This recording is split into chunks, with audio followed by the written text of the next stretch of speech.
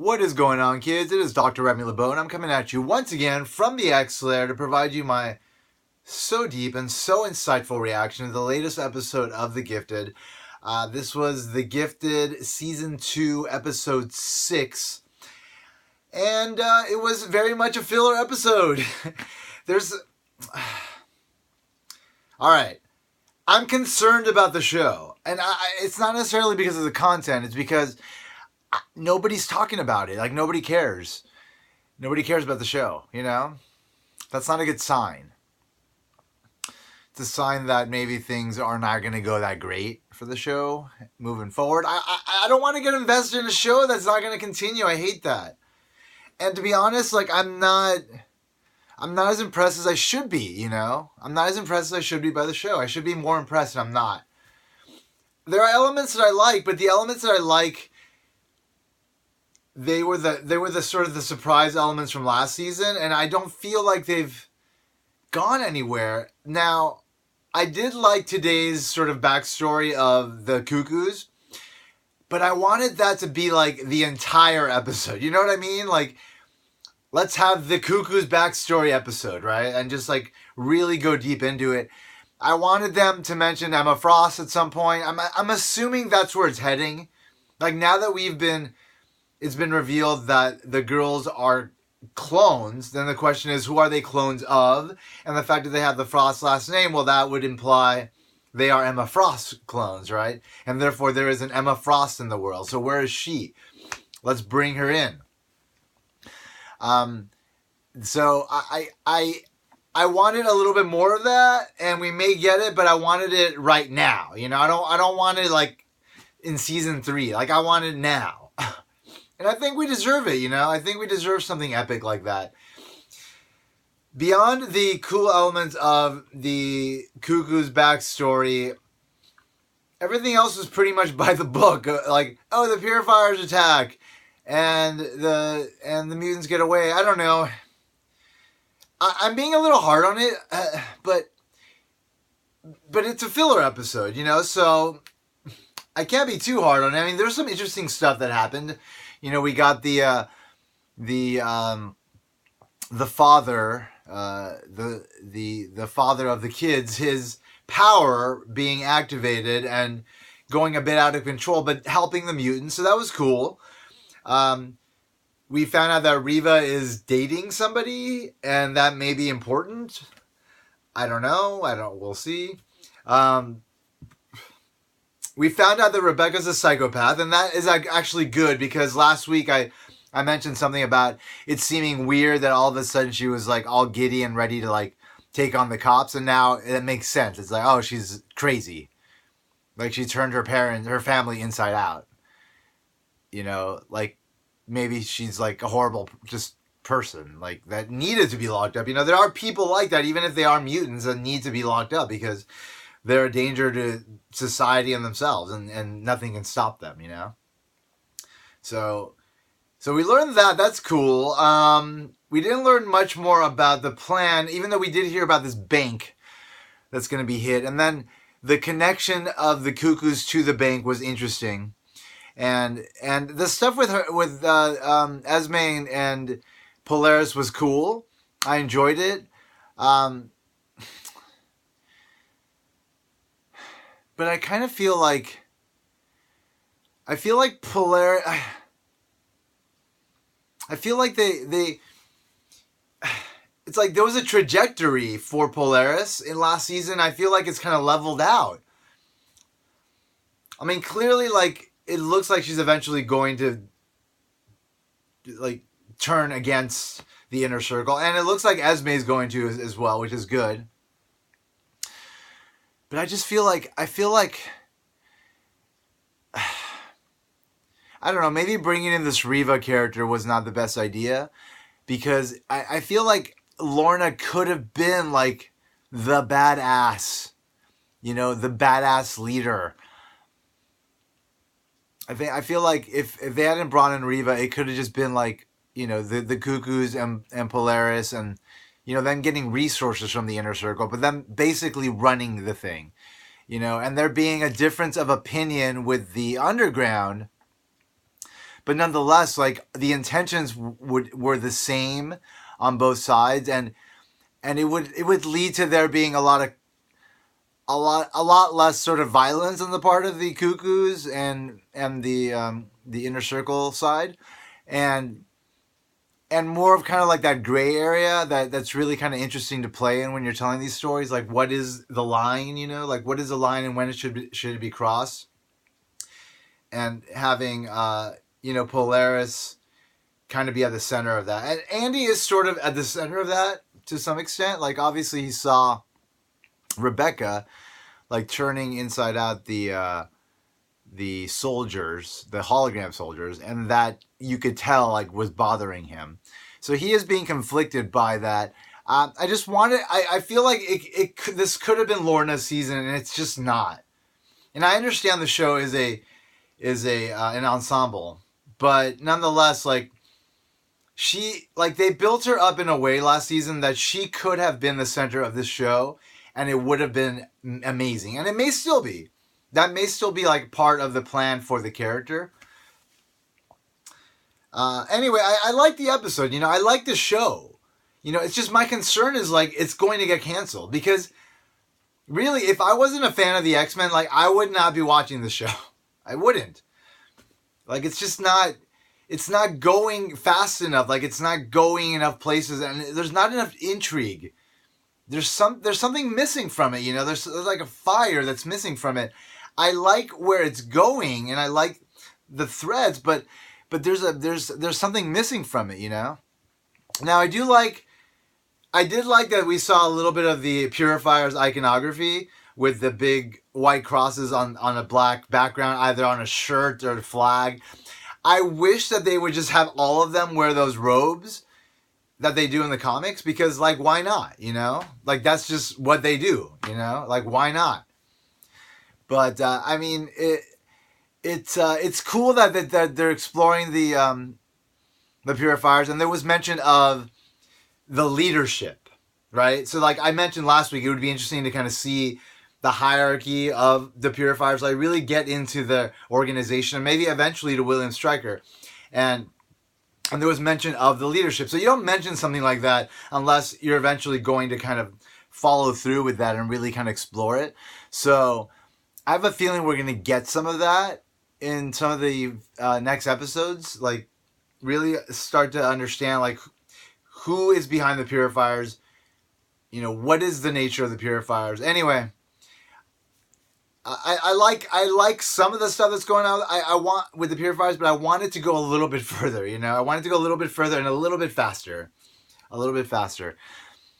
There's like a very generic formula to the structure of the episodes, where there's some drama, and then there's like one action sequence, and then there's like this montage of music that means something, and it's cool. Well, actually, it starts with a flashback. It always starts with a flashback, right? And it's cool, but like, I don't know. There's like a fire that's missing there. There's something missing. But nonetheless, again, X-Men fan, hello, fucking X-Men fan, yay, the Gifted. Please, more Gifted. More and more fucking Gifted. But if they're going to fail as a show and people aren't going to watch it and it's going to get canceled, that's going to fucking tear my heart apart. And so, I'm just trying to cushion myself for it. Nonetheless, I'm intrigued by that. I want to know where it's going. Like, we are still kind of early in the season. If there's 13 episodes, like, we're about halfway, but not really. 13 is like 6.5. So like midway through next episode is halfway, right? So it still could go a lot of really exciting places, like last season did. Last season eventually it introduced the Cuckoos, which we did not see coming. It had Lorna like have a turn, and we did not see that coming. So there's some potential for like some cool stuff. I'm all in, as are you guys. But oh god, just the idea that the show could get canceled even before the second season ends, like it hurts. It really hurts. But that's not gonna happen. Anyway, there's something weird going on right now, folks, with X-Men, right? With the X-Men license, with the X-Men property, with the X-Men IP. Like obviously Fox is on the verge of being purchased by Disney officially, right? The deal's about to go through. Supposedly January is when it's expected to be done. But they've had this, at least my perspective is that they've had this figured out for a long fucking time. Back when it was announced, like over a year ago now, or about a year ago, not close to a year ago, it was like 9 months ago. Back when they announced it, like I'm sure they already knew that it was happening. Obviously, you have the regulators that have to kind of do their assessment in the Justice Department and the Federal Trade Commission. And I believe the Federal Trade Commission, or one of them, has done their due diligence, and I think there's just the other one that needs to do it. But that it's political. Like it's not just like, oh, there's a procedure and like it's going to be objective and it's either going to land one way or another. No, it's like fucking, if the Republicans are in office and they have a lot of power and influence over every department of the government, then they're going to determine whether or not, a lot of these antitrust examinations, whether or not they'll go in the way of mergers or not. And like, clearly they want mergers, like, because mergers mean higher profitability. And so like, why wouldn't you do that if you have the power to stop the regulators from stopping mergers? Especially when we're talking about like Rupert Murdoch, the head of Fox, the owner of Fox, who wants to get rid of the movie studio.